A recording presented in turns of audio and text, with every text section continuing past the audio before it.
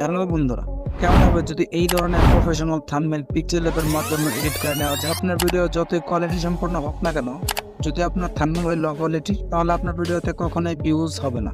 থাম্বনেলের মাধ্যমে আপনার ভিডিওকে কিন্তু প্রফেশনাল করে নিতে পারবেন। তোমরা হয়তো দেখে থাকবে রেকর্ডিং বা ভয়েস অফ ডাকা এই ধরনের থাম্বনেল এডিট করে থাকে।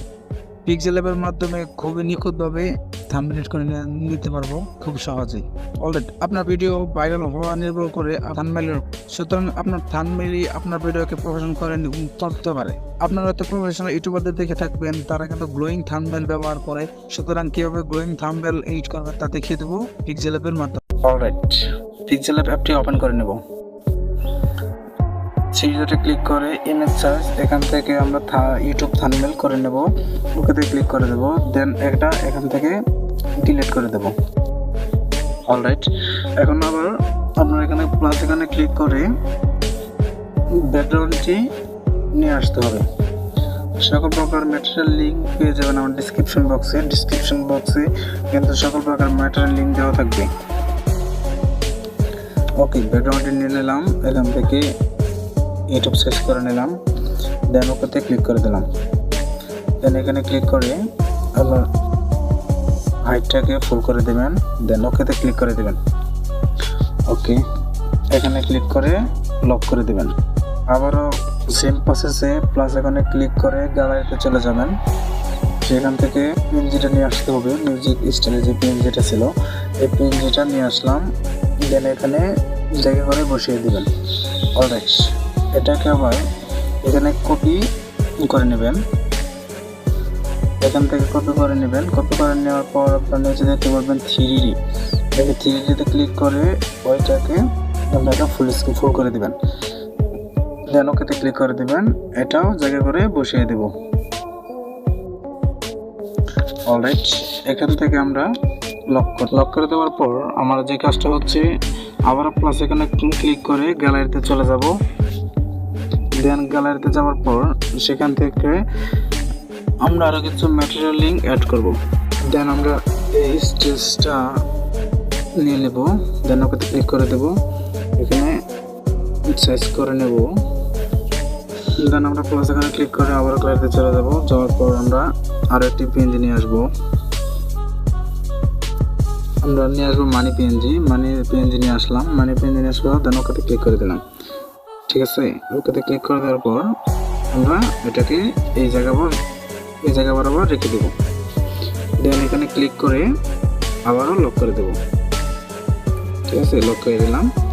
ওকে, লক করে দিলাম। এখন আমাদের কাজ হচ্ছে আবারও প্লাস এখানে ক্লিক করে সেম প্রসেসে এখান থেকে পিক্সেল ল্যাব লোগোটা নিয়ে নেব। পিক্সেল ল্যাব লোগোটা নিয়ে নিলাম।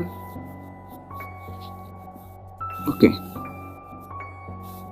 পিক্সেল ল্যাব লোগোটা নেওয়ার পর নিচ দিকে স্ক্রল করলে দেখতে পারবেন এখানে শ্যাডোতে ক্লিক করে এটা এনেবল করে দেবেন। এনেবল করে দেওয়ার পর আপনারা দেখতে পাচ্ছেন এটাকে আপনারা, ঠিক আছে, 21 করে দিলেন।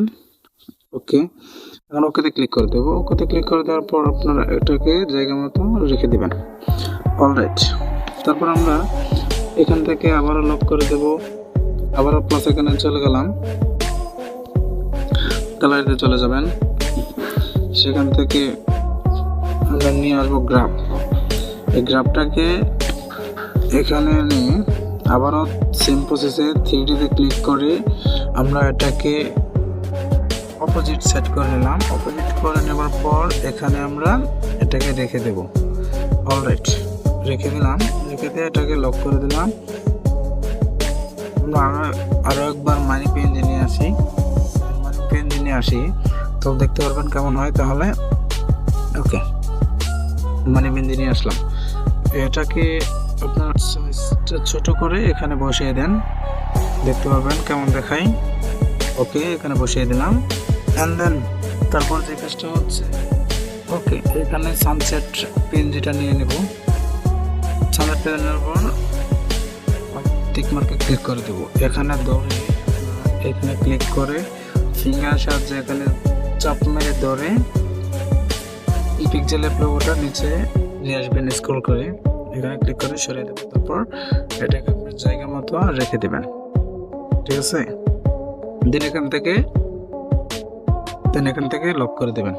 অলরাইট, মানে পিএনজিটাকে কপি করে নেই, মানে পিএনজিটাকে আমরা এখান থেকে কপি করে নিলাম, ঠিক আছে। মানে ওটা পিএনজিটাকে কপি করে এখানে রেখে দেবো। অলরাইট, আমাদের থাম্বনেলের কাজ অনেকটাই শেষ। ফন্ট, ওকে, টেক্সটে ক্লিক করে এখানে আপনারা লিখতে পারেন ইউটিউব থাম্বনেল।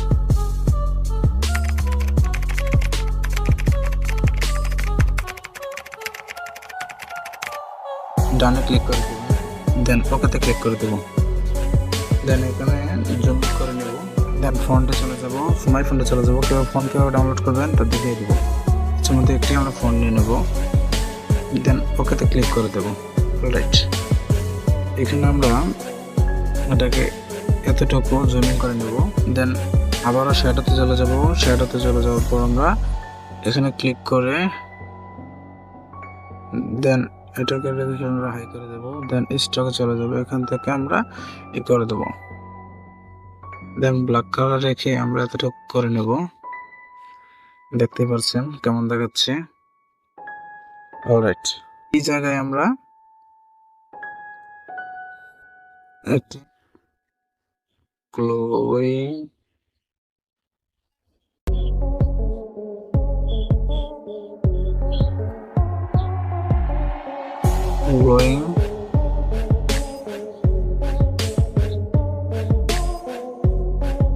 থাম্বনেল লিখে এখানে ডানেতে ক্লিক করে দেবো। দেন ওকেতে ক্লিক করে দেবেন। এখানে আপনারা জুম করে নেবেন। জুম করে নেওয়ার পর আপনারা এখান থেকে ফন্ট সিলেক্ট করে নেবেন। দেন আমরা মাই ফন্টে চলে যাব। মাই ফন্টে চলে যাওয়ার পর সেখান থেকে একটা ফন্ট নিয়ে নেব। দেন এখান থেকে থ্রিডিতে ক্লিক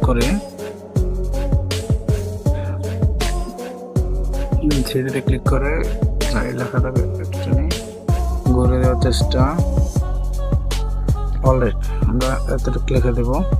দেন ওকেতে ক্লিক করে দিলাম, ঠিক আছে। ক্লিক করে দেওয়ার পর আমরা এই কালারটা কিন্তু একটা চেঞ্জ করতে পারি। কালারও ক্লিক করে দেবো। আমরা ইয়েলো কালারটা নিয়ে নেব। দেন আমাদের থাম্বনেলের কাছে একটি শেষ, ঠিক আছে। এইভাবে কিন্তু আপনারা গ্লোয়িং থাম্বনেল ইউজ করে নিতে পারবেন। তারপর এখান থেকে আমরা সেভ ইমেজ করে নেব। দেন এখান থেকে সেভ করে দেবো। অলরাইট, আমাদের থাম্বনেলটি কিন্তু সেভ হয়ে গেছে। তো এইভাবে কিন্তু গ্লোয়িং থাম্বনেল ইউজ করে নিতে পারবেন খুব সহজেই।